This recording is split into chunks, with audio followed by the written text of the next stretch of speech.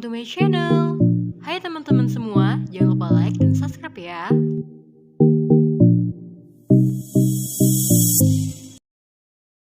Assalamualaikum warahmatullahi wabarakatuh. Kembali lagi dengan saya Kamila Sari.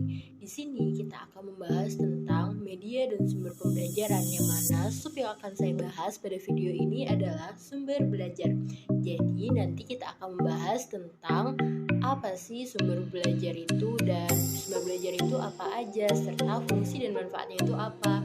Oke, simak videonya ya. Sebelum kita masuk materi baru, yuk kita bahas sekilas tentang materi yang lalu. Manfaat media pembelajaran. Media adalah perantara atau pengantar pesan dari pengirim ke penerima pesan dengan tujuan tertentu. Manfaat dari media pembelajaran adalah: yang pertama, mempermudah penjelasan; yang kedua, menarik daya pikat; ketiga, menunjang keberhasilan proses pembelajaran; yang keempat, memberikan motivasi; yang kelima, praktis dalam menyampaikan pesan; yang keenam, mengatasi adanya perbatasan; dan ketujuh, meningkatkan literasi.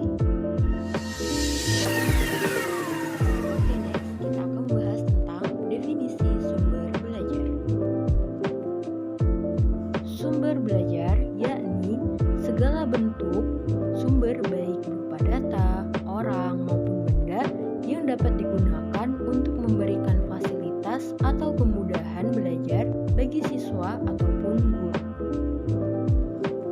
Baiklah teman-teman, kita lanjut ke jenis-jenis sumber belajar. Teman-teman, ada banyak macam sumber belajar menurut klarifikasinya. Guna memberikan lebih rinci gambaran macam sumber belajar, antara lain yang pertama, pesan, yaitu informasi yang akan diberikan dalam bentuk ide, fakta, makna. Yang kedua, manusia, orang yang bertindak sebagai penyimpan, pengelola, dan penyalur pesan dalam proses pembelajaran. Yang ketiga, bahan media, yaitu perangkat lunak berisi media atau pesan. Yang keempat, peralatan, yakni perangkat keras untuk menyampaikan pesan. Yang kelima, teknik, langkah-langkah tertentu dalam penggunaan bahan. Dan yang keenam, latar, yaitu lingkungan di mana pesan itu diterima oleh siswa sebagai peserta didik. Oke, part selanjutnya kita akan membahas tentang fungsi sumber belajar. Baiklah teman-teman, masuk ke pembahasan fungsi sumber belajar. Teman-teman, fungsi menggambarkan tentang alasan dan arti penting sumber belajar dalam proses dan pencapaian hasil pembelajaran siswa itu sendiri. Berikut fungsinya antara lain: yang pertama, meningkatkan produktivitas, yakni ketika kita mendapatkan sumber pembelajaran itu, waktu kita menjadi produktif. Yang kedua, memberikan pembelajaran yang individual. Ketika kita mendapatkan sumber pembelajaran itu lebih ke individu, lebih ke fokus ke dalam sumber pembelajaran yang kita hadapi dengan peserta didik. Yang ketiga, memberikan dasar yang lebih ilmiah. Ketika kita mendapatkan sumber pembelajaran, kita lebih mendasar pada apa yang kita tuju dalam proses pembelajaran dengan peserta didik.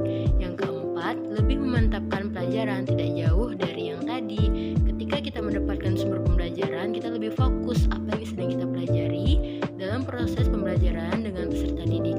Yang kelima, belajar dengan efektif. Dengan adanya sumber pembelajaran, kita dapat belajar dengan efektif bersama peserta didik karena kita ada pokok yang mendukung.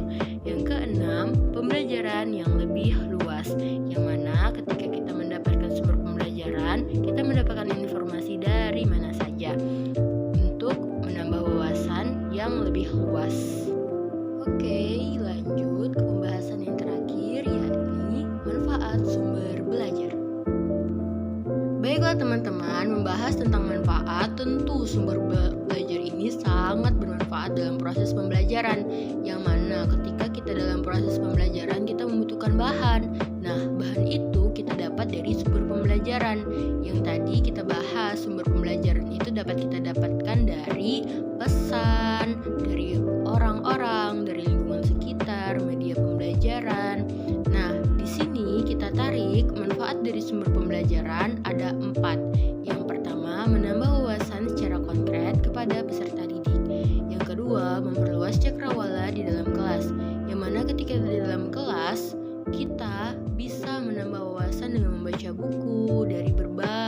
sudut pandang.